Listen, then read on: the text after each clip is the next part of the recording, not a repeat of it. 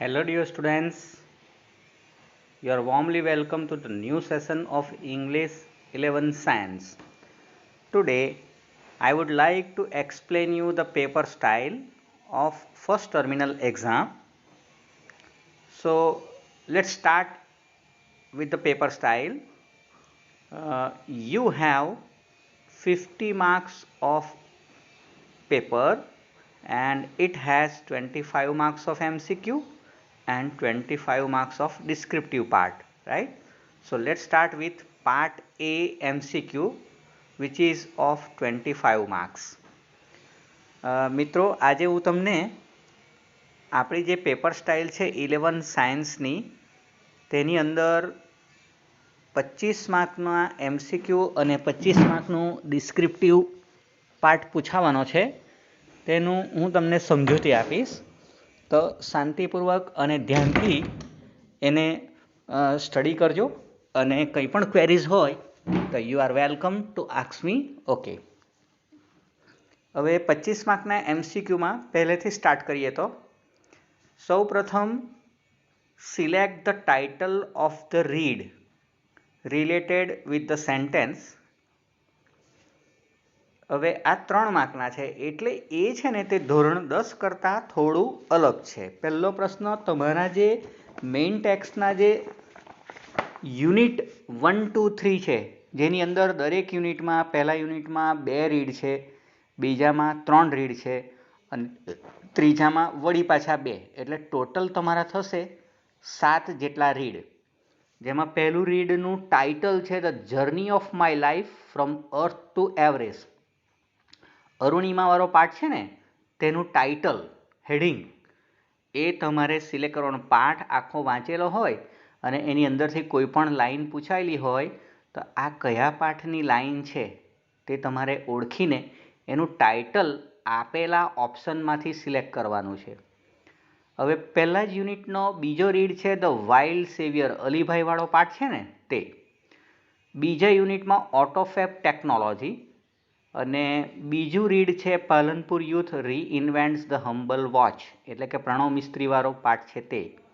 અને ત્રીજું પોએમ છે જે એમાંથી પોએમમાં છે તે ધ સિક્રેટ ઓફ મશીન એક પોએમ છે અને ત્રીજા રીડમાં ફિમેલ્સ ફોર ફોરેસ્ટ્રી અને એક પોએટ્રી છે woodman spare that tree. Total 7 જેટલા આપણા રીડ થયા, તેમાં 5 પ્રોઝ અને 2 પોએટ્રી. તો એના હેડિંગ ટાઇટલ તમારે બરાબર ધ્યાનમાં લેવાના છે, આખો પાઠ અને પોએટ્રી વાંચેલી હોય તેમાંથી. અને એમાંથી તમને 3 પ્રશ્નો પૂછાશે. ખ્યાલ આવી ગયો? યુનિટ 1, 2, 3 પણ રીડ કેટલા થયા? 7, 5 પ્રોઝ પ્લસ 2 પોએટ્રી, રાઈટ ને? Now move on to the second. Select the most appropriate answers. એટલે કે આ તમારા જે પ્રોઝ પાર્ટ છે ને 1, 2, 3 યુનિટમાંથી 5 જેટલા, એમાંથી MCQ ક્વેશ્ચન્સ પૂછાશે. કેટલા?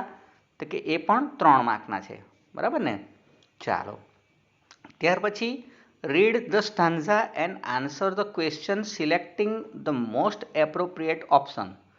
હવે તમને પેલા જે ઉપર જે હતા પ્રોઝમાં તેમાં સીધા MCQ પૂછાશે ડિરેક્ટ. વાઇલ આમાં પોએટ્રીની અંદર સ્ટાન્ઝા યુ આર ગિવન, તમને આપેલો હોય and you have two read the stanza and answer the questions. એટલે નીચે જે પ્રશ્નો MCQ બેઝ આપેલા હોય તેના જવાબ આપવાના છે. હવે આપણે પોએટ્રી કેટલી છે? વી હેવ 2 પોએટ્રી, રાઈટ? હવે એ 2 પોએટ્રીમાંથી તમને એક સ્ટાન્ઝા પૂછેલો હશે અને એ સ્ટાન્ઝાની નીચે યુ આર આસ્ક 3 ક્વેશ્ચન્સ. તો એના પ્રશ્નોના જવાબ તમારે આપવાના છે, બરાબર? ત્યાર પછીનો પ્રશ્ન છે read the following passage and answer the question. હવે તમને એક પેરેગ્રાફ આપેલો હોય અને તે વાંચીને તમારે પ્રશ્નનો જવાબ આપવાનો છે. હવે આ પેરેગ્રાફ ક્યાંથી લેવામાં આવેલો છે? તો સપ્લિમેન્ટરી રીડરમાંથી. એટલે એ કયું? તો કે ફ્લેમિંગો બુક છે ને તે તમારી સપ્લિમેન્ટરી રીડર અને તેના 1 to 7 લેસન્સ ટેકન. અને આમાંથી one of paragraph is asked, એક પેરેગ્રાફ પૂછેલો છે અને એની નીચે below it you are asked 3 questions, 3 પ્રશ્નો પૂછેલા છે, તે તમારે જવાબ આપવાનો છે.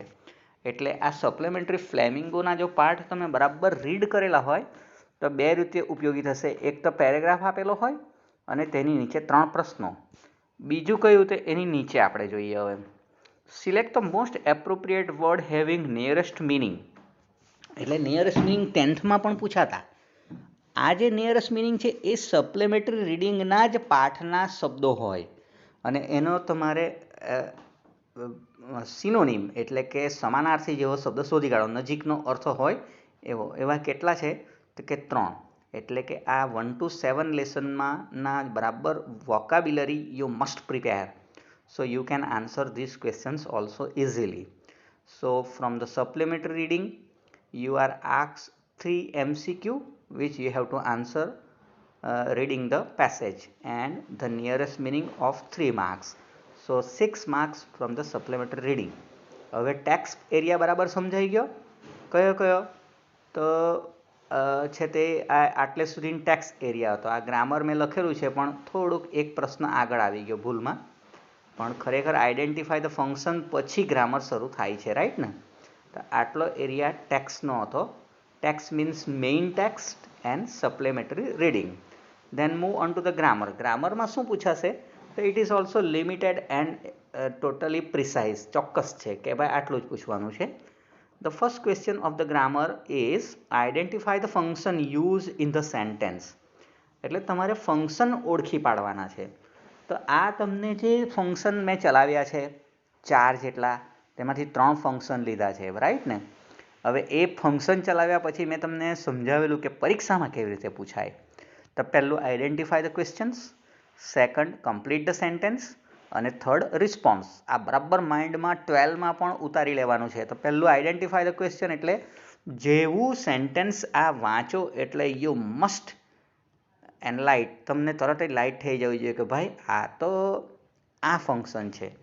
ફોર એક્ઝામ્પલ તમને એવું આપેલું હોય કે if you work hard you will succeed. If આવ્યું એટલે કન્ડિશન, એટલે શોવિંગ કન્ડિશન. પણ એ જ કન્ડિશનમાં એક બીજી પણ છે, કન્ડિશન ઇન પાસ્ટ. એટલે કે ઇફ હેડ કે હેડથી વાક્ય શરૂ થતું હોય અને સેકન્ડ સેન્ટેન્સની અંદર વુડ, શુડ, વુડ કે could plus have plus past participle હોય તો condition in past. For example if he had worked hard, if he had worked hard he would have passed in the examination. ખ્યાલ આવી ગયો?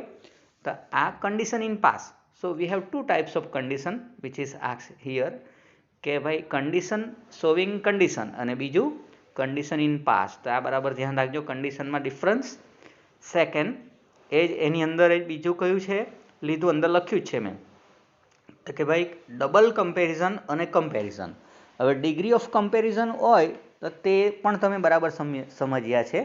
તેવું કોઈ sentence હોય તો બરાબર યાર Sachin is as clever as Saurav. તો આ ખ્યાલ આવી જાય કે ભાઈ આ કમ્પેરિઝન છે.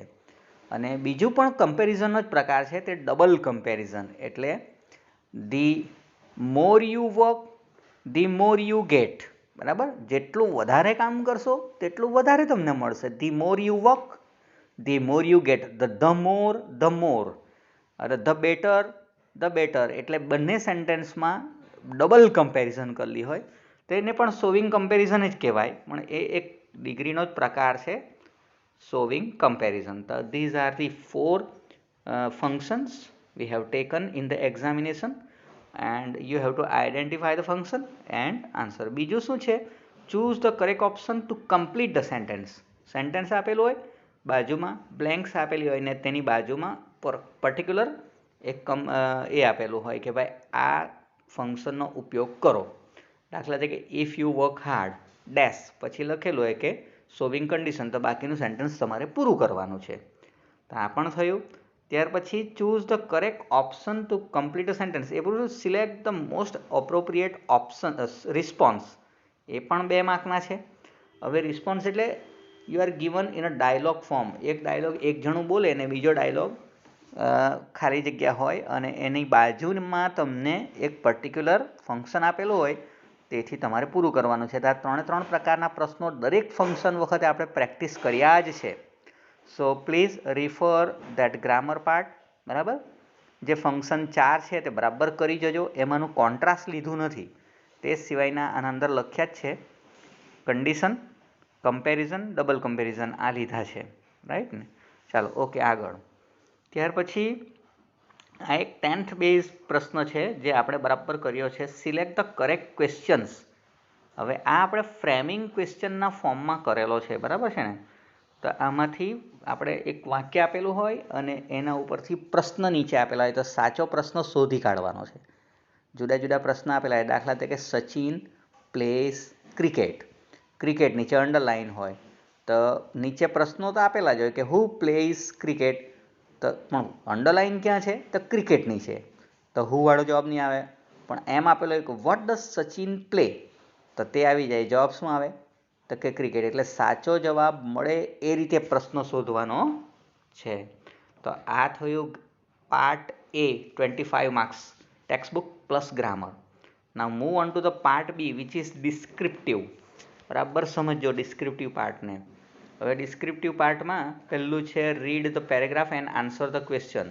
એટલે કે તમને એક પેરેગ્રાફ આપેલો હશે અને પેરેગ્રાફની નીચે પ્રશ્નો આપેલા છે. આ પેરેગ્રાફ ક્યાંથી પૂછાશે?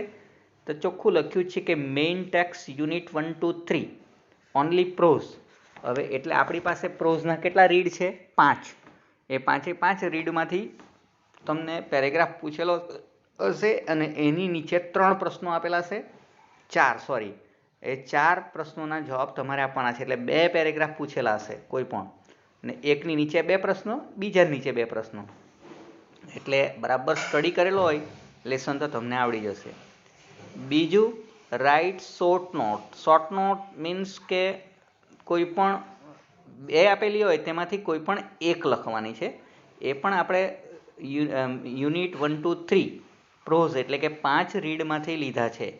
દરેક પાઠમાંથી એક શોર્ટ નોટ બને તે બરાબર તમારે મોડે કરવાની છે. એટલે મોડે કરવામાં માત્ર શોર્ટ નોટ જ છે, બાકીનુંમાં બહુ કંઈ ભારે નથી. સ્ટડી કરવાનું અને એટલે મોડે કરવામાં શોર્ટ નોટ. ત્યાર પછી read the passage and answer the question. ફરી પાછો પેરેગ્રાફ આપેલો છે અને પ્રશ્નોના જવાબ. તો આ કયો પેરેગ્રાફ? તો નીચે સ્પષ્ટ ક્લિયર કર્યું છે કે સપ્લિમેન્ટરી રીડિંગના ફ્લેમિંગો લેસન 1 to 7 માંથી પેરેગ્રાફ લીધો છે અને એમાંની નીચે 2 પ્રશ્નો છે જેના તમારે જવાબ આપવાના છે. ત્યાર પછી શરૂ થાય છે ગ્રામર પાર્ટ. હવે ગ્રામર પાર્ટમાં શું છે? ડુ એઝ ડિરેક્ટેડ એટલે કે માંગ્યા પ્રમાણે કરો. તો એમાં 2 પ્રશ્નો 2 માર્કના પૂછેલા છે, એકના ઓરમાં બીજો. પહેલો ટેન્સને લગતો છે, જેનો ટેન્સ તમારે ચેન્જ કરવાનો. દાખલા કે પ્રેઝન્ટ હોય તો પાસ્ટ કરવાનો, કન્ટિન્યુઅસ પ્રેઝન્ટ હોય તો કન્ટિન્યુઅસ પાસ્ટ કરી દેવાનો. એટલે ટેન્સમાં જ ફેરફાર કરવાનો છે. બીજો એક્ટિવ પેસિવ. એક્ટિવમાં આપેલો હોય તો પેસિવમાં કરવાનો અને પેસિવમાં આપેલો હોય તો એક્ટિવમાં. ઇન શોર્ટ, તમને 10thમાં જે પૂછાતા સ્ટાર્ટ લાઇક ધીસ વાળો તેવો પ્રશ્ન છે 2 માર્કનો. ઓરમાં પણ એક આપ્યો છે. ચાલો તેથી આગળ જોઈએ તો સેક્શન એના જુદા જુદા પાડા છે. સેક્શન A, B, C ને D. તો સેક્શન Cમાં પહેલો પ્રશ્ન હશે ડિરેક્ટ ઇનડિરેક્ટ સ્પીચ 2 માર્કની, જે આપણે ડિટેલમાં બરાબર સમજ્યા છે 4 જેટલા લેક્ચર્સમાં. ચાલો ત્યાર પછી study the data, table, graph etcetera આપેલું હોય ને તમારે તેનો અભ્યાસ કરીને you have to write 8 sentence or 80 વર્ડ્સમાં લખવાનું છે પેરેગ્રાફ ફોર્મમાં. પોઈન્ટ નથી પાડવાના, બરાબર ને. કેટલાક પોઈન્ટ પાડે છે, એરો મારે છે, એવું નહીં. સીધો જ પેરેગ્રાફ સ્ટાઇલમાં લખવાનું છે. કેવી રીતે લખવાનું ઇન્ફોર્મેશન ટ્રાન્સફરના મેં ઉદાહરણો પણ 5 જેટલા આપેલા જ છે, સ્ટડી કરજો. અને બધું બરાબર સમજાવ્યું છે. આ ઇન્ફોર્મેશન ટ્રાન્સફરનો પ્રશ્ન છે 3 માર્કનો. Section D, very easiest part of the paper and that is essay writing. તમને જણાવેલા જ છે, તમને જે મટીરિયલ્સ આપેલું છે તેના 1 થી 6 જેટલા એસે લીધેલા છે, તેમાંથી કોઈ એક પૂછાશે. અને રિપોર્ટ રાઇટિંગ પણ તમને જણાવેલું જ છે, કેટલાથી કેટલા આગળ ફોર્મેટ આપેલું તેમાં. અને ઈમેલ. એસેના 5 માર્ક, રિપોર્ટ અને ઈમેલ ઓરમાં પૂછાશે એટલે 2માંથી 1 લખવાનો, એના 4 marks. Total it has 25 marks. આ રીતે તમારે આખું ફોર્મેટ સમજી લેવાનું છે અને સમય મર્યાદામાં લખવાનું છે. MCQ ઓનલાઈન હશે અને આ તમારે આન્સર શીટમાં લખવાનું છે. હા, આન્સર શીટમાં તમે એક્સ્ટ્રા સપ્લિમેન્ટરી પણ જોઈન્ટ કરી શકો છો, પણ સપ્લિમેન્ટરીની ઉપર લખવાનું છે 1+2+3 જે કંઈ હોય તે, અને રોલ નંબર, નામ બધું બરાબર ફિલઅપ કરજો. અને આ રીતે તમારે કોઈ પણ ક્વેરી હજુ પણ હોય તો આ ફોર્મેટ બરાબર વાંચી લેજો, પેપર સ્ટાઇલ, અને ટેલ મી વટ ever you have question in your mind. I will explain, don't worry. So that's all for today. Goodbye, and before leave, best of luck, best of mehnat.